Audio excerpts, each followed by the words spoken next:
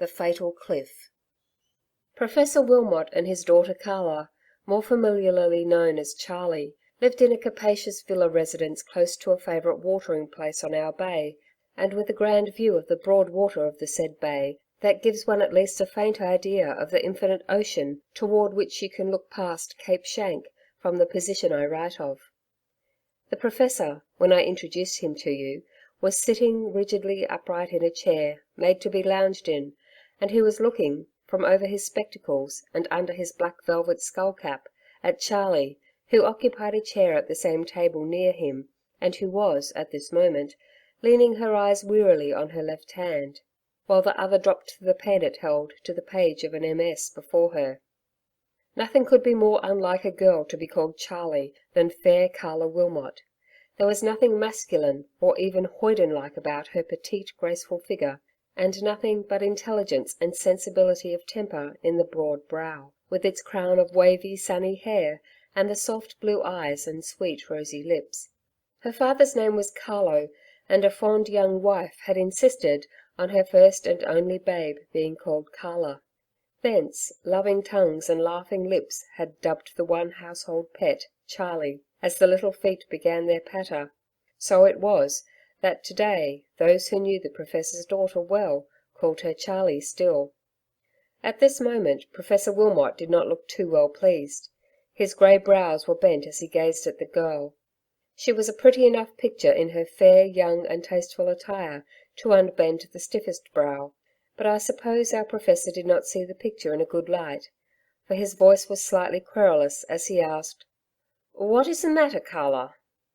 Now the Professor never called her Carla, save when he was composing and dictating to her some extra metaphysical paragraph of his forthcoming work, The Cosmical Structure of Plumose Life, or when he was annoyed with her. So she hastily uncovered her face. "I've got such a pain in my forehead and eyes, Papa. The words I write seem running into each other." "And no wonder. I'll tell you what it is, Professor. You'll have your daughter laid on a sick bed before you know where you are if you keep her tied down to this writing, day after day."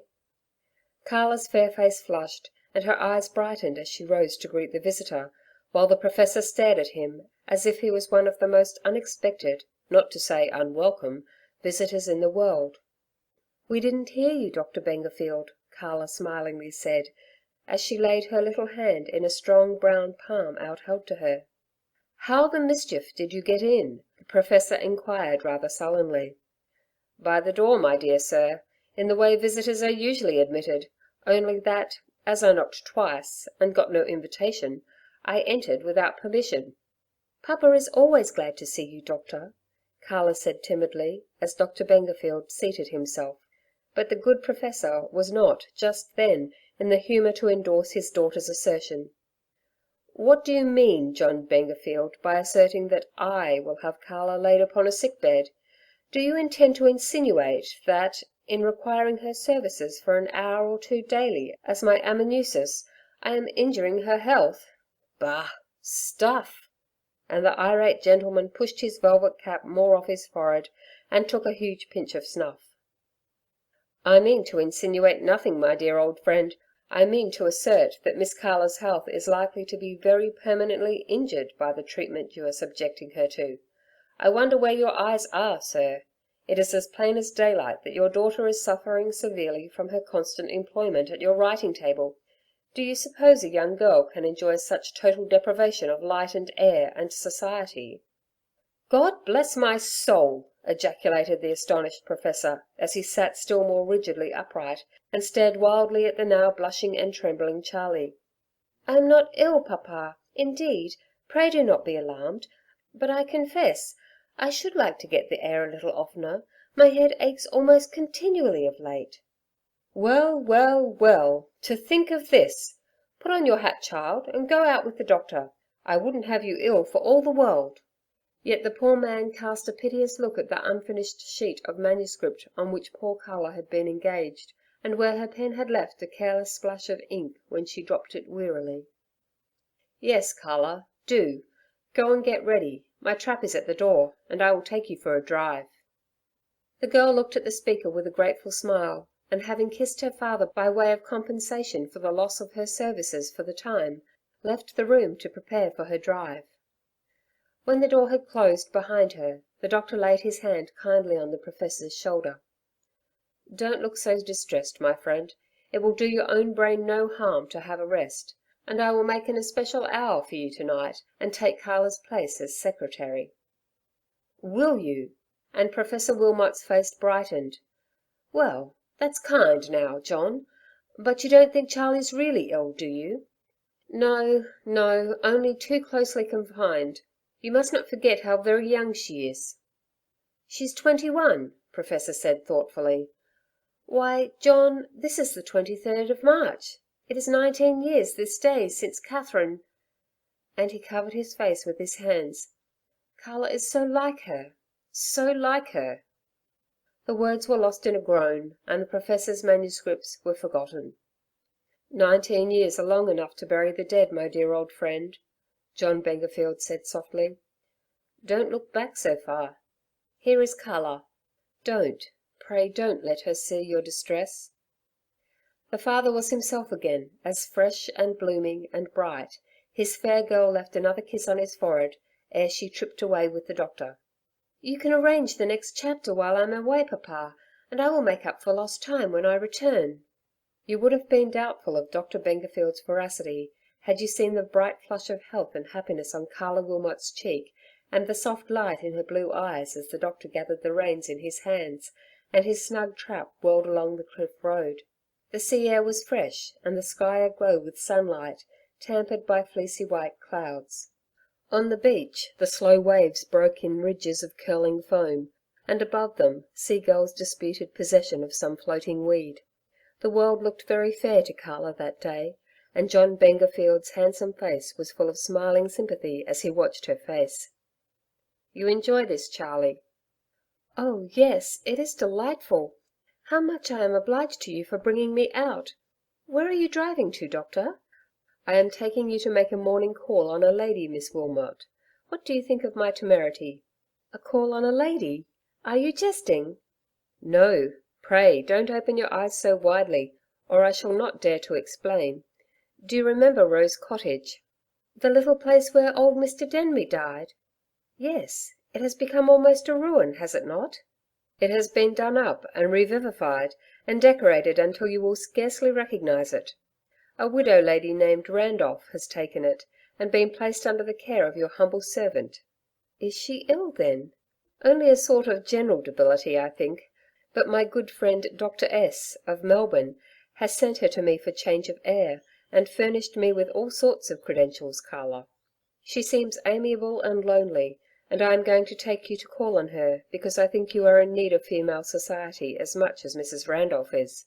"Do you think papa will like it?" Charlie asked uneasily. "My dear girl, papa will not trouble his head so long as we get him on with the cosmical structure of Plumos life.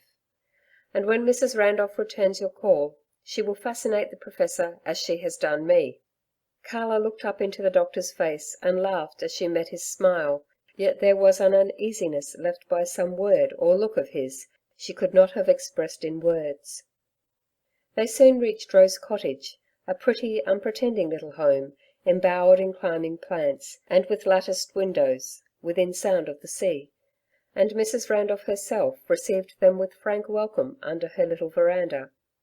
She was a small woman in every way, so slight and active of build that you wondered at the bleached hair under the widow's cap. Her mourning was plain but handsome, and the eyes which gleamed through gold-rimmed spectacles seemed fresh and piercing. Carla took a fancy to her, and gave the widow a warm invitation to return her call as soon as she could. "Well, how do you like her, Charlie?" was the doctor's first question on their return home from visiting the widow at Rose Cottage. "Very much indeed. How nice it is to have an educated lady within visiting distance. She is very amiable, I am sure, and not so old as she looks. Do you not think so, doctor?" Yes, the doctor thought so too, said she could scarcely be more than 45 or so, and had an idea that family troubles had pressed very heavily on her health and spirits. Indeed, Mrs. Randolph had hinted as much to him. That evening was the beginning of a very intimate acquaintance between Carla and the interesting stranger. They were almost daily together, and before a month had elapsed, Dr. Bengerfield peered into the Professor's study and saw the widow quietly seated in Carla's place, busily transcribing a folio sheet of the Professor's great work. Carla was in the garden, and Dr. Bengerfield joined her. "Well, didn't I tell you how it would be, Charlie? I peeped into Papa's study just now, and see Mrs. Randolph has quite supplanted you."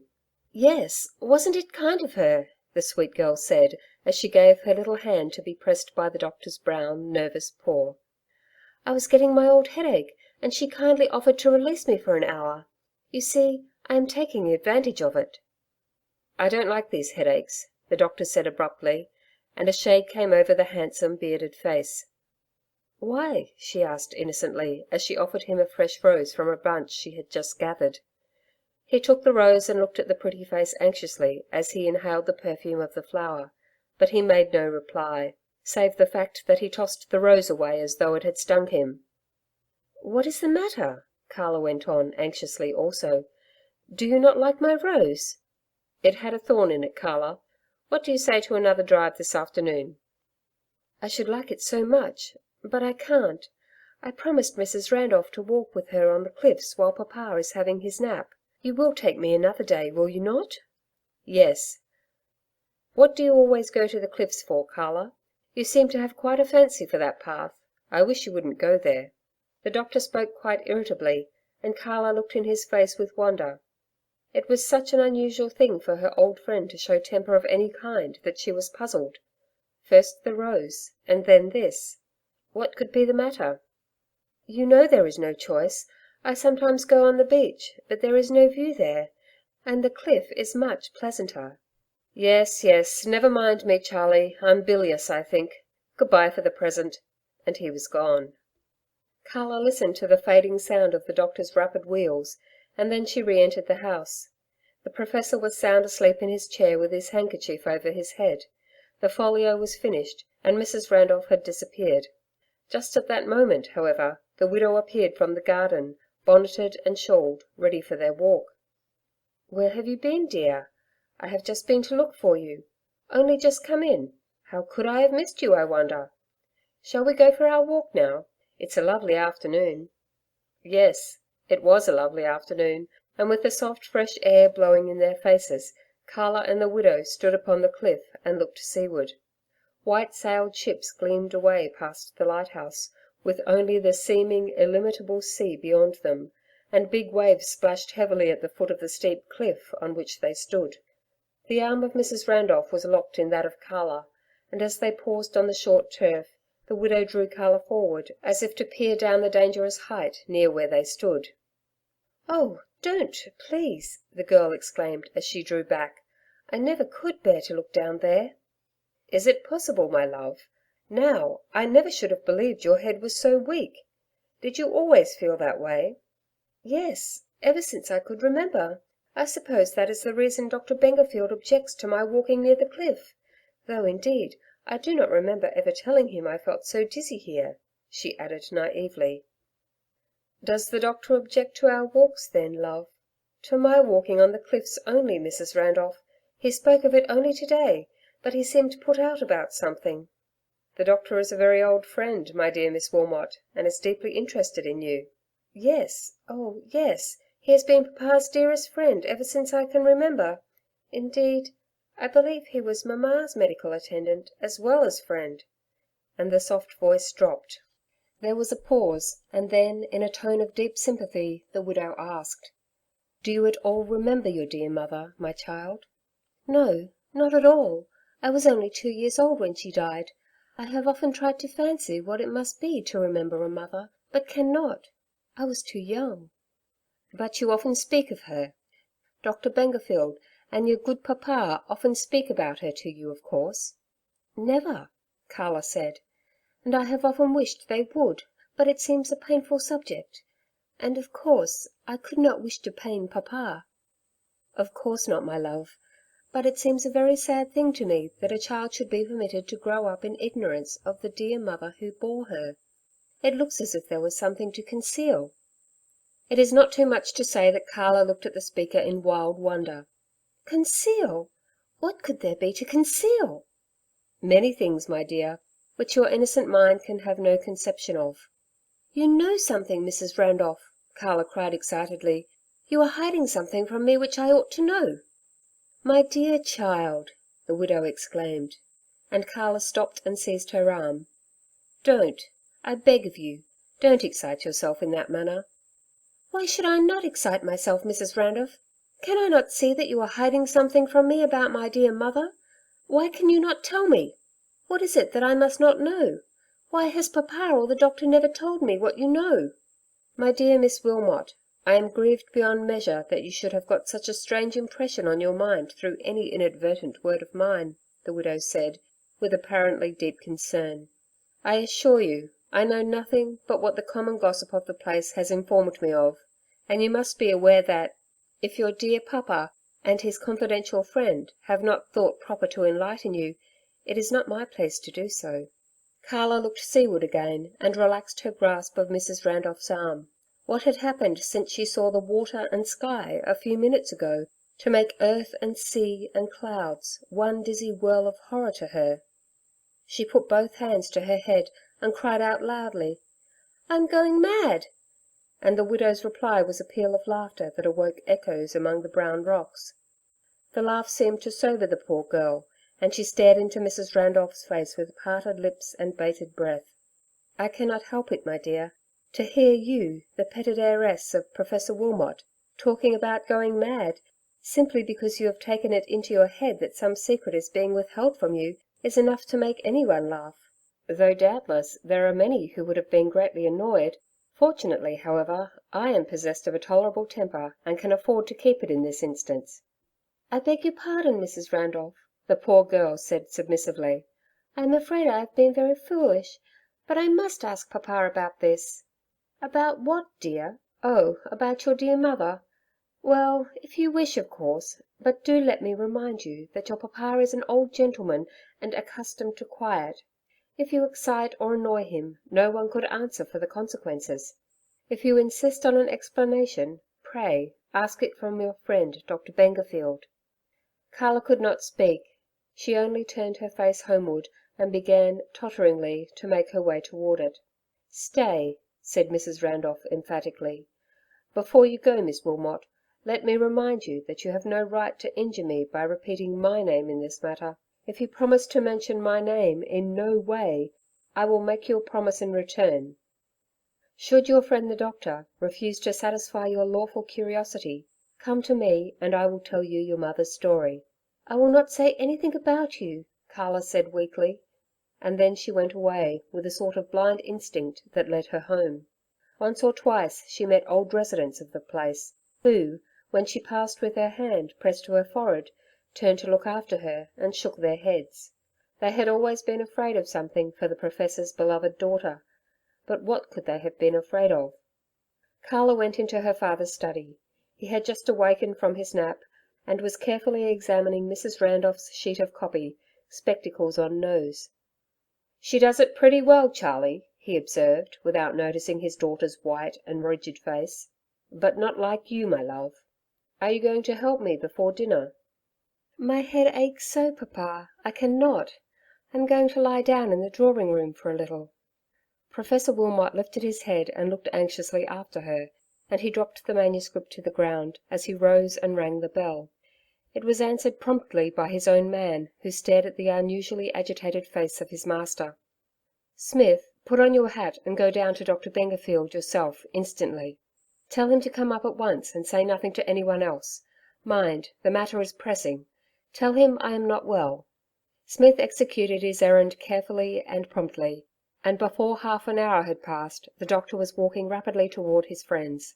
He walked with an anxious face, which the circumstances did not seem to warrant, and he went straight into the study without knocking. The Professor was sitting bolt upright in his chair, grasping its arms, and his feet were actually on the precious folio sheets that bore the fair widow's calligraphy.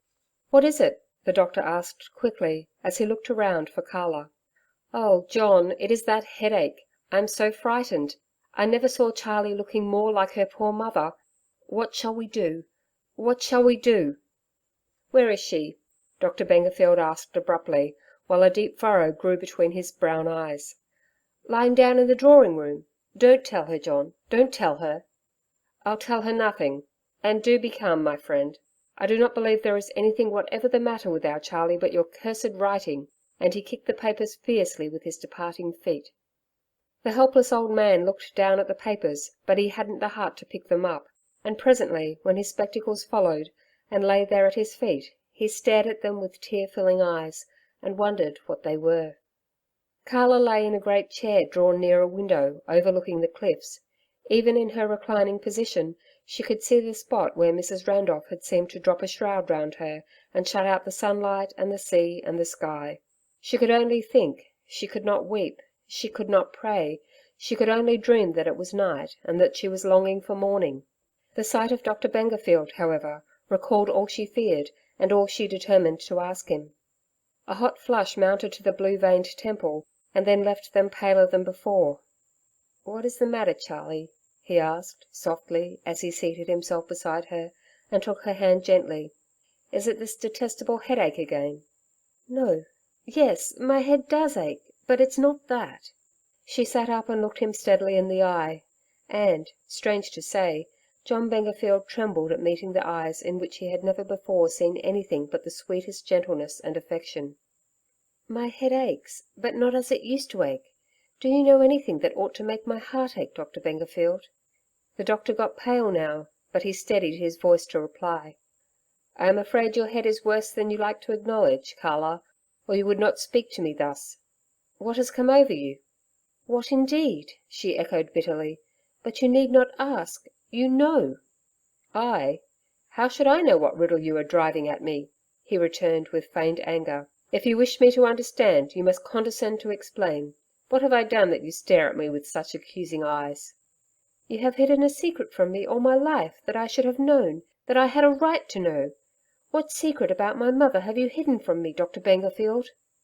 Now the doctor's face grew hot and aflame. He got up and walked hastily to and fro, as a man who is debating with himself what to do. Carla watched him as he paced up and down the long apartment, watched him with rigid lips and panting bosom. At last he sat down and spoke firmly. "If your poor father had heard the words you have just spoken to me, Carla, I believe they would have killed him." "I have not spoken them to him. I have spoken them to you. Are you going to reply? See, I believe you are driving me mad." And again she lifted her two hands to her head. Now every fibre of Dr. Bengerfield's frame trembled, and his voice was unsteady as he spoke. "Listen to me, Carla. As you value your father's happiness and your own, and mine," he added after a pause, "I will tell you all you wish to know when you have duly considered if it is right to ask me for that we have hidden from you entirely for your own good. I do not ask who hinted this to you, but I know it was some enemy, whom I shall discover and punish if it be in the power of man to do it. Can you not consider what trouble you may be bringing on yourself by your curiosity, and be reasonable for the sake of all who love you?" "It cannot be unreasonable for me to know what all the world knows," the poor girl persisted, and John Bengerfield groaned aloud. "I cannot tell you anything now, Carla. For heaven's sake, wait until tomorrow." As her friend rose abruptly and left the room, Carla fell back in her chair, and her eyes once more wandered to the fatal cliff. Her whole nature seemed changed, all her sweet gentleness gone. She was conscious for the time of no love for her father, no affection for her friend. She only felt a fierce determination to find out the story of her mother, which had been hidden from her. And there she sat and planned, while the doctor returned to the anxious Professor. "I don't know what to make of it, my dear friend. Carla is excited and anxious, and I am afraid she has got some hint of her poor mother's story. She really knows nothing, however, and I shall see that your housekeeper administers a strong sedative in a cup of coffee ere I leave the house. In the meantime, take no notice and go on with your work." He stopped as he spoke and lifted the spectacles and the neglected sheets, and as he laid them on the table, the writing caught his eye. "Whose is this?" he asked quickly. "The widow's?" And the Professor nodded. Such a sudden light flashed into the doctor's eyes as they devoured that paper as would have astonished you, and the Professor too, had he noticed that the sheet was crumpled into his friend's pocket. Promising to return during the evening, he gave his directions as to the sedative to Mrs. Staines, whom he could fully trust, and then he hastened home. Dr. Bengerfield's house was a bachelor one. He had only Mrs. Kempson and Pat Corcoran, the latter being groom and doctor's man generally. No sooner had our friend reached home than Pat was summoned to his master's presence. Pat was tall and Pat was thin, but Pat had sinews of iron and was the best wrestler in the district. "Shut the door, Pat, and come here," said the doctor, and Pat obeyed like a machine. "Pat, you are clever enough for anything if you can only keep from the bottle. Now, I have a very particular piece of business for you. Do you think you can promise to withstand it for a couple of days?" "If it's the bottle your honour manes, sure, you know I can. When did I ever lave the horse wi'out his breakfast or his supper or his bed, bottle or no bottle?" "Yes, I know that's right. But what I am going to give you to do would be ruined by a word, and you know a glass makes you talk. When I tell you that Miss Carla's happiness is concerned in it, I know you will try." "Indeed and I will, Martha. Try me." "You know that Mrs. Randolph at Rose Cottage?" "Yes, sir." "Well, I want you to watch her for a couple of days, and nights too. Find out where she goes and who she sees. Whatever you see or hear, let me know instantly." "Yes, sir. Did you ever see her servants, sir?" "No. Why?" "Because she's the queerest old hag I ever seen, sir. She wears a black gownd, and a cap for all the world like nuns, sir, and her face is whiter than chalk." "Well, never mind, Pat, but attend to what I told you. You need not mind about your duties here. I shall get Jack to come and do them for a day." "All right, sir," and Pat scraped himself out. Dr. Bungerfield sat long with that page of manuscript he had appropriated from the Professor on the table before him. Some other documents he had taken from his desk, and with an elbow on either side of them, and his head supported on his hands, he studiously compared them. It was a fine head, the doctor's, broad and massive, and with a great crop of brown hair upon it, and there was the strength of a firm will in the square jaw. But there was an unusual vacillation just then in his face, and a great cloud on his bent brow. "It is the same. There is no doubt of it," he said. "The same, though changed. Oh, what a fool I have been! What a fool! And how blind!" He got up and put away the papers, and then, in his old way, when puzzled or annoyed, paced the chamber to and fro, paced it with an unsteady step, and muttered words of little meaning save to himself. Some of them followed his thoughts to Carla, some to her father, others, to whom did they go with fierce anathemas under his breath? Poor Charlie! Poor child! What a blow for her, yet can I keep it from her? See how a man's folly hunts him down. If my poor old friend had only taken my advice long ago. Perdition seize that vile woman! Evening fell, and while its shades were lying low upon the misty sea, the doctor returned to Wilmot Villa. The Professor sat again in his wonted seat, to which he had returned after dinner. He was glad to see his friend. Carla was much better. She had taken a little dinner and retired to her own room. She said her headache had quite gone, and the Professor thought his friend John had been mistaken in Charlie's having guessed or heard anything. She seemed quite cheerful, and the fond father was jubilant. Retired to her own room? Who then was this wrapped in a mantle, and with a hood falling over her white face, that stole in the great evening toward the fatal cliff? Was it to inhale the sea air, or let the cool night air play upon her burning forehead, that poor Charlie crept to the grassy brink of the cliff and looked down shudderingly to the treacherous waves below? No, her destination was Rose Cottage, but an irresistible fascination seemed to draw her to the dreadful place, though she dreaded and feared it beyond all earthly things. It was with the very effort of desperation that she at last dragged herself from the spot, and with a wild scream of the seagull in her ears, fled towards Rose Cottage. With the perfect rest of an amiable heart and immaculate conscience, Mrs. Randolph reclined in a deep chair, drawn near a pleasant coal fire in the grate of her little parlour. Her cap was white, and its broad weepers floated gracefully over her shoulders. A shaded lamp stood on the pretty table behind her, and her petite figure was the picture of rest and comfort. But appearances are deceitful, as we know, and the widow was at that instant in a most uncomfortable state of mind. She was all ears and anxiety, listening, so that the sound of a rising wind that moaned through the roses aggravated her as it impeded some other expected sound. Was this it? A light quick step on the veranda, and a timid knock at the door. In an instant Mrs. Randolph was on her feet and at the open door. "Pray, come in, Miss Wilmot. I have been expecting you." "Expecting me?" the poor girl said as she followed the widow inside, and almost fell into the seat offered her. The hood fell back from the pale face, and she sat and gazed with wild yet weary-looking eyes at her hostess. "Oh, I knew you would come," the widow cried with a laugh. "I was certain you could not resist the fascination of a private interview with your dear friend." "Do not mock me," poor Carla said. "I am very unhappy." "Mock you? I? How can you be so cruel as to hint at such a possibility? But of course, I knew our dear friend Dr. Bengerfield would not give you the desired information, and that you would certainly come to me for it. You see, I was right."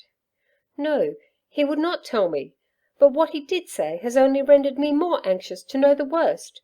I could not rest, I could not sleep until I came." "Did you visit the cliff on your way?" the widow inquired with apparent irrelevancy. "Yes. How did you know that? I could not help going there." "No, you could not help it, my love," Mrs. Randolph said as she raised a fan between herself and the fire, and stretched out her pretty feet on the fender. And she shook her head with a strange smile as she spoke. "What do you mean? Oh, Mrs. Randolph, you do not surely wish to torture me? Tell me all you know, though it should kill me. I am but a poor girl, and you are, no doubt, a clever woman. But what harm could I ever have done that you should so torture me?" Carla clasped her hands as she spoke, and bent forward to look pleadingly in the widow's face, and she laughed the same laugh which had horrified poor Charlie on the cliff. "Harm to me, my dear? How could you? But see, I shall tell you the story you long to hear, and then you will be at rest, eh?" Carla's breath came fast.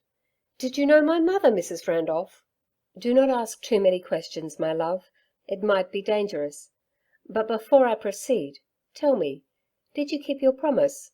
Did you mention my name to Dr. Bengerfield?" "No, he knows nothing."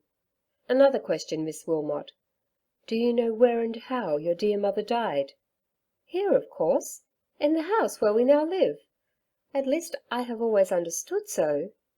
"You have been mistaken, as you will hear. Certainly, the last days of the first Mrs. Wilmot were passed under the same roof which shelters you, though she did not die there peacefully as she ought to have done." "The first Mrs. Wilmot! Oh, Mrs. Randolph, you're mistaken. It is all a terrible mistake. My father was not married twice." "He really was, my love, and the second time to a most charming woman, one of the sweetest and dearest creatures it has been my lot to meet in life." And here again the mocking laugh rose and tortured poor Carla's ears. "How they have misled and deceived you, my child, and how very cruel it was of them. What could have been your dear papa's and the amiable doctor's motive for hiding even the existence of your stepmother from you?" "Existence!" "It is not polite to repeat words so, my love. Yes, I said existence, for that amiable stepmother of yours still lives, and is, I hope and trust, enjoying herself as well as I am at this moment." Carla fell back helplessly in her seat, and gazed at Mrs. Randolph wonderingly. Was it possible, she thought, that this lady was mad? Did this account for her terrible words and strange laugh? And Mrs. Randolph read the thought in the innocent young eyes, and replied to it with a smile that was half a sneer. "No, my dear, I am not mad. Madness is entirely in the family, but not, thank heaven, on my side. But I beg of you to let me tell you this story, and have done with it. It is getting late, and they may miss you at home. Do you know, my love, that sitting there with your white face and wild eyes, you remind me strangely of your dear mother. She had such wild eyes." "Oh, you did know her! You have seen dear mamma after all!" "So you have discovered my secret after all, eh? Well, let it pass. It does not matter now," Mrs. Randolph returned with her disagreeable smile. "Yes, my love, I did know her. She was about your age when I first saw her, and she had the prettiest little baby on her knee, a little girl baby with blue eyes and fair sunny hair." "I? Was it I, Mrs. Randolph?" Carla asked with absorbing interest. "Yes, my dear, it was really you." Well, to go on. Your poor mamma, beautiful as she was, not to flatter you by implication, my love, your poor mamma was afflicted with a dreadful disease that rendered the greatest care necessary, and a young and pretty woman was engaged to devote all her time to the young wife. Well, my dear, I am sorry to say that in spite of all the care and watchfulness, your dear mother died, and your dear papa rewarded the nurse's devoted attention by making her his wife a few months after." Carla flushed and half rose from her seat, but controlled herself with an effort. "Was this the secret they kept from me, Mrs. Randolph, that I had a stepmother?" "No, my dear, it was only one of the secrets. There were one or two more.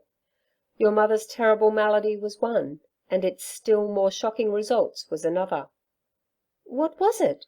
What was the malady that makes you look at me in that awful way? Speak, or I shall go mad." "Ah, just so, dear Miss Wilmot. That is why you remind me so much of your beloved but unhappy parent. See now how your eyes flash, and your hands fly to your head. Your mother was mad, my love, and you are mad too. It is grievous, but very true." Carla rose and the mantle fell to her feet, and Mrs. Randolph rose too and faced her. In the young face was a terror and a horror beyond words.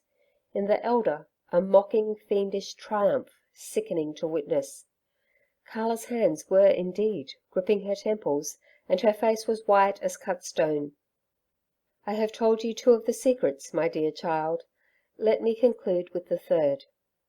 Your poor dear Ma did not die in her home, for the very simple reason that one night, a night such as this it was, with a lonely cold wind sounding on the sea, she escaped from her keeper, and threw herself over the very cliff you are so fond of haunting, my dear. Yes, she preferred the embraces of the cold sea to the knowledge of her own madness, and very sensible it was of her, don't you think so, Carla dear? Madness is so terrible a thing." Such a shriek filled that room and rang out into the night, as few lips have emitted, as Carla turned and fled, out of the cottage and away with the speed of despair on the cliff road, homeward, or where? Mrs. Randolph uttered an exclamation of joy and ran to the door to look after the flying form of the distracted girl. From the veranda she could just catch a glimpse of her slight figure in the starlight as she neared a turn of the road. But to the widow's astonishment, she saw a darker form speeding after the poor child, with a speed that promised to overtake her soon. Who could this person be? Mrs. Randolph asked herself. It looked like a man, who, was it possible, might have overheard all or part of what had passed between her and Miss Wilmot. The idea made the widow very uneasy, and as she turned to shut the door, she spoke sharply to her servant, who was standing so close to the door of the parlour as to suggest the idea of another spy. No wonder the strange appearance of Mrs. Randolph's servant had attracted the notice of Pat Corcoran. As her mistress turned suddenly, and, as it were, caught her watching or listening, she was standing like an image of galvanized death in an angle of the passage. Her face was of an unearthly pallor, her hollow eyes strangely lurid, her dress of black, made without fold or pleat, clung to her rigid angular figure. A borderless white linen cap was on her head, a white apron before her, and a large white collar that was almost a cape, lay upon her shoulders. You would have thought her dead, only that her eyes gleamed so, and her fingers worked nervously as Mrs. Randolph scolded her. "What are you doing here, Barton? Did I not give you strict orders to keep to your own premises this evening? If I thought you presumed to watch or listen, I should discharge you on the spot." "There are no candles," the woman said like an automaton. "I must go to the store."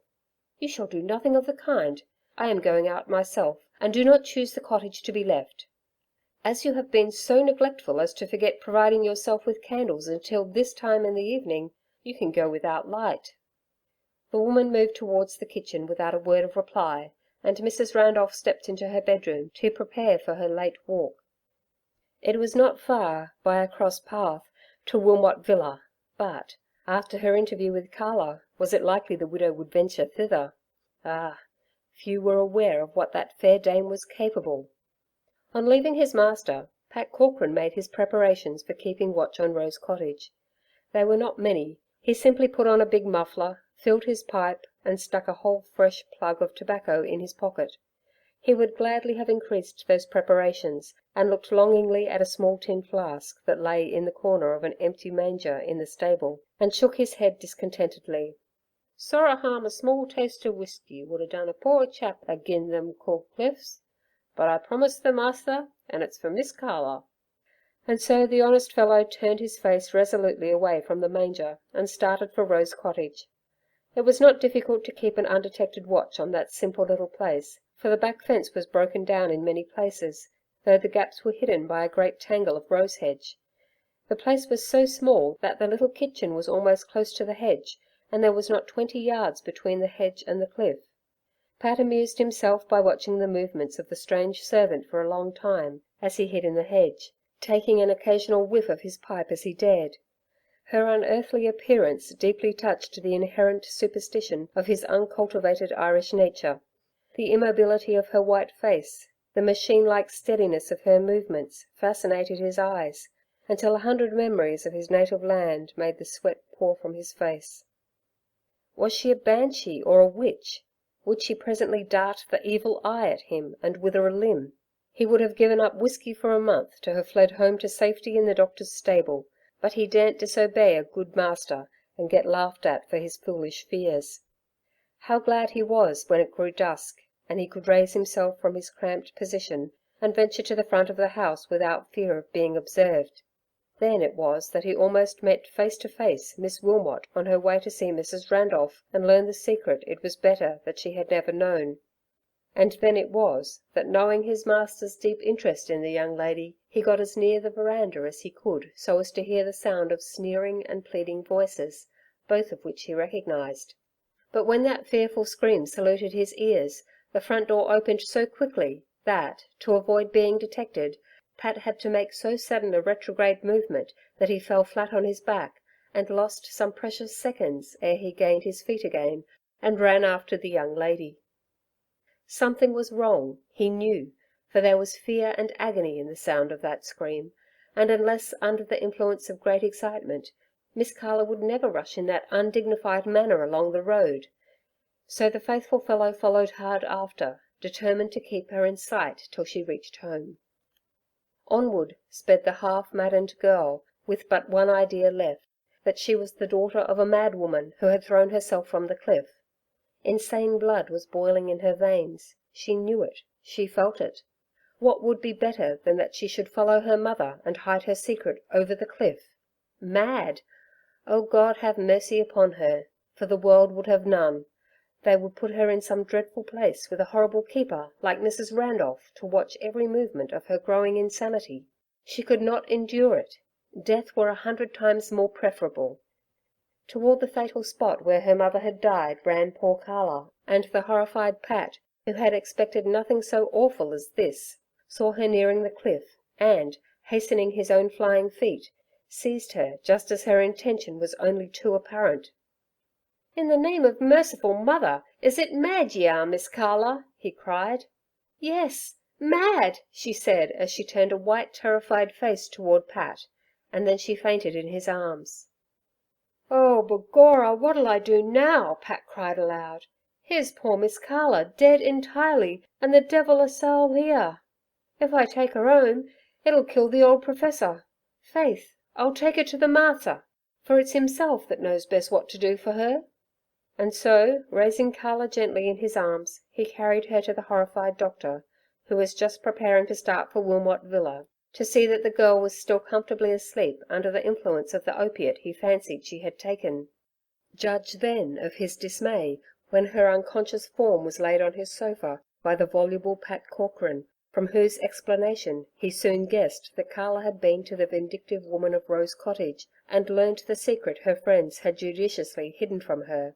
Of course, his first efforts were towards Carla's restoration to consciousness, which he soon effected with the assistance of the old housekeeper, and then, when she had been placed in an easy chair and they were alone, she turned her weary eyes to his grieved face and asked, "What is the matter with me, doctor?"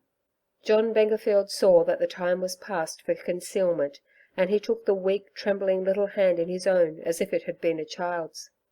"My dear Carla, you have been doing very wrong. You have been visiting a vile woman who has told you a lot of lies." "Oh, I remember. I am mad," and the disengaged hand flew to her poor head. "You are nothing of the sort. You are as sane as I am, and if you should ever become mad, it will be because you will not listen to those who love you." "Was it not true then? Was my mother not mad? And did she not throw herself over the cliff?" "So far, my dear Charlie, I am sorry to say she told you the truth," the doctor gravely replied. "And it runs in the blood. Oh, doctor, you know it does." "Now will you be calm, Charlie, and listen to me? Your poor mother's insanity proceeded from an injury to her head after you were born, so you could not possibly inherit it. You know how nervous your father is, because your mother was nursing you when her brain gave way. He has always had an anxious fear for your health. I must tell you all about it now, Charlie, though it is a painful subject indeed. Since that wretched being has wreaked her revenge on you, everything must be laid bare to counteract the effect of her lies." "What revenge?" she asked wonderingly.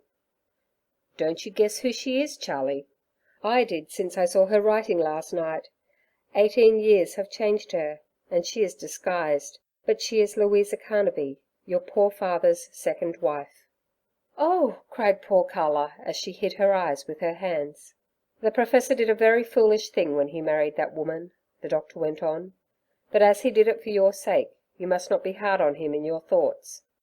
The creature managed to persuade the Professor that people were talking about her remaining in his house after your mother's unfortunate end, and as she had succeeded in attaching your baby self to her, with her own end in view, to prevent you from losing a favourite nurse, he was inveigled into a private marriage. A few months after that marriage, she was expelled from your father's house by me." "How?" with deep interest in her young pale face. "She was vile in every way, and I knew it. She was extravagant, and led our poor Professor the life of a slave. At last I discovered that she had forged my name to a large cheque, and I made her disappearance for ever from Wilmot Villa the price of her immunity from punishment. If she had dreamed that I should have recognised her, she would never have ventured here, but before 12 hours are over her head, she shall meet the punishment she deserves. Now, Charlie dear, the old woman will give you some wraps, and I shall drive you home. Just think of the consternation should your absence be discovered." Mrs. Randolph made a good many odd preparations ere she started on her excursion.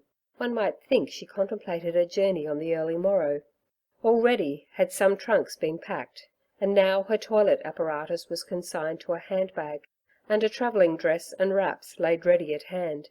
Certainly a boat touched at the pier early on the morning of the following day, but if Mrs. Randolph hoped to sail with her, how dreadfully different was her fate. Professor Wilmot sat at his precious manuscript. He was preparing notes for the compilation of the 75th chapter of his great work, and was serenely happy. Charlie was, as he believed, sleeping away her headache, and Dr. Bengerfield was coming to spend the evening with him, and do a few sheets of copying for him. All this was immensely pleasant. Judge then of the poor man's consternation when the door opened softly and Mrs. Randolph entered the room. Now the poor man was the most amiable of beings, save where his great work was concerned, and although he disliked this woman instinctively, he gave no hint of such a feeling since his Charlie had taken a fancy to her. In her presence he felt a chill, as if a cold wind from the sea were blowing into his veins, and the glitter of the widow's eyes through her spectacles was to him odious as the gleam of a serpent's eyes. He would rather have seen anyone in the whole world than Mrs. Randolph that night, yet there she stood with the door shut behind her. The widow advanced glidingly to a chair and seated herself almost close to the Professor, so that the rays of the lamps fell full upon her face. "You did not expect a visit from me this evening, my dear Professor," she said, in such an odd manner that he looked at her steadily over his spectacles ere he replied. "No, madam, I did not. But I presume you have heard of my dear child's slight indisposition, and have kindly called to see her." She laughed in his face, throwing up her chin as she did so, in a manner so familiar that the old gentleman shuddered. He glanced at the door helplessly, looking for the entrance of some relief, and he grasped the seat of his chair as though to rise, and Mrs. Randolph repeated the laugh. "I see you are beginning to open your eyes, my dear Karl. Where have they been all this time that you have not recognized your wife?" Slowly she took off the gold-rimmed spectacles and put them in her pocket as she went on. "I am changed, I know, at least to the eye, but I assure you I am the very same at heart. Let me see. It is somewhere about 18 years ago since you permitted your dear friend John to turn me out of this very room, and out of the house which was my home by right.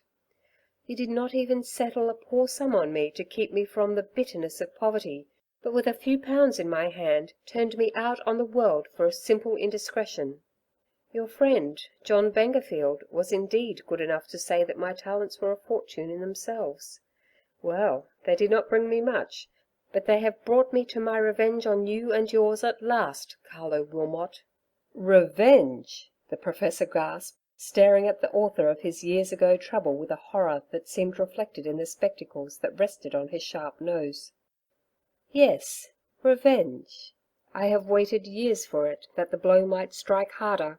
You idolize this soft-headed girl of yours, Carlo Wilmot. She is, next to your great worth, the object of your dearest affections.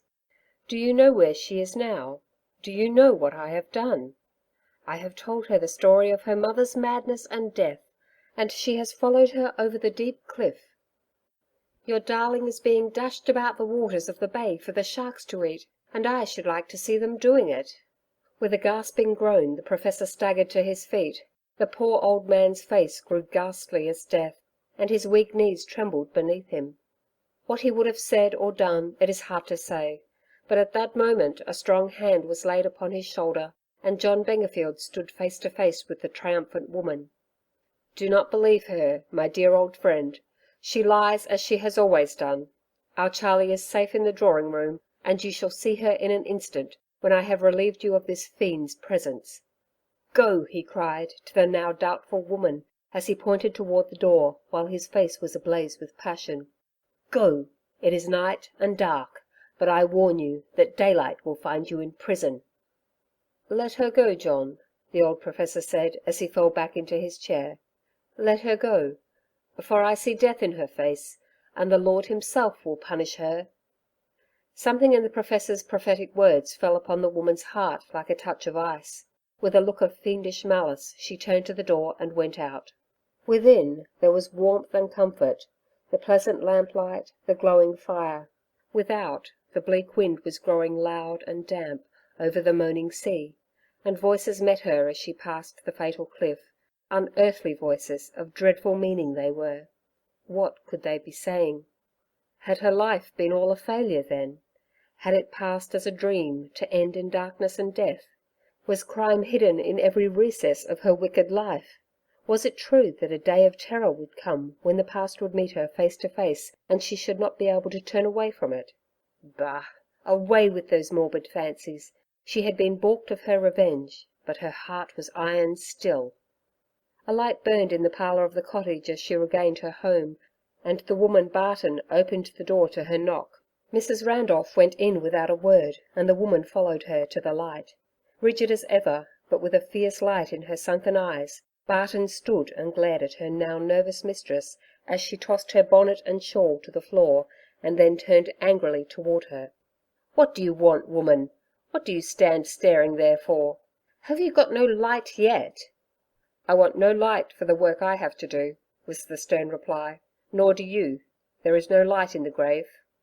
Coming as these unexpected words did, so close upon the Professor's, and upon the weird voices that had followed her on the wild sea winds homeward, this awful hint staggered the woman's shaken nerves, and she was speechless.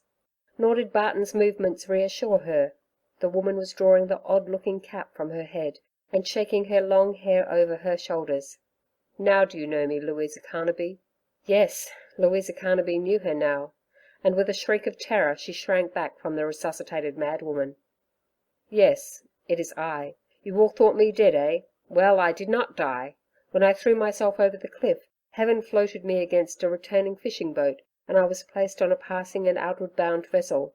I had forgotten who I was, and where I came from. My own name was a forgotten sound to me. I never knew it until tonight, Louisa Carnaby, when I heard your communication to my daughter. Yes, you need not stare at me, for your doom is sealed. It was not for nothing that you told my Carla her mother was mad. I was 10 years in a madhouse at Callao, and Heaven directed me here to kill you." With the bound of a tiger, the speaker was on the terror-stricken woman. With her long hair streaming wildly around her, and the fierce flash of insanity in her eyes, the mad woman seized her victim. What chance had the unfortunate woman against the awful strength of that little bony form? There were muffled screams and awful words, but the wind blew them away seaward, and they were lost in oblivion. In accordance with the doctor's repeated instructions, Tom Corcoran returned to watch Rose Cottage after he had driven Carla home. But alas! for the vanity of human promises, he did not return without that tin flask in the manger. He was cold, and, truth to say, hungry, and it was very hard lines to stop 2 hours on that cold cliff without a taste of whisky to keep the cold out. So he tasted until the flask of whisky was empty, and then he fell asleep under the rose hedge near Mrs. Randolph's cottage. He never knew what aroused him, but he did awake with a horror of he knew not what hanging around him. With a bound he was on his feet in the strong wind that now blew in from seaward. Without waiting to think, he started homeward, making the best of his way along the cliffs. Up the face of the rocks a phosphorent gleam illumined the darkness. It came from the breaking foam of the great rolling waves at the foot of the cliff. As Tom reached the spot where he had seized poor Carla, he saw 2 forms struggling on the verge, and at last a scream that sounded like the despairing cry of a lost spirit. To the last day of his death he believed he had seen an apparition. Mrs. Randolph was seen no more at Rose Cottage, and the doctor concluded she had flown from his threatened arrest. The landlord seized her effects for rent, and no more was ever heard of the fascinating widow. Was it not well that, to the day of her death, poor tried Charlie never knew the real termination of her mother's career? Wilmot Cottage knows the Professor no more, and Dr. Bengerfield practices in a faraway district. Strange to say, he has got a fair wife now, whom he calls Charlie, and an old gentleman, in a velvet skull-cap and spectacles, sits in the study and composes a yet unfinished but great work entitled The Cosmical Structure of Plumose Life. End of story.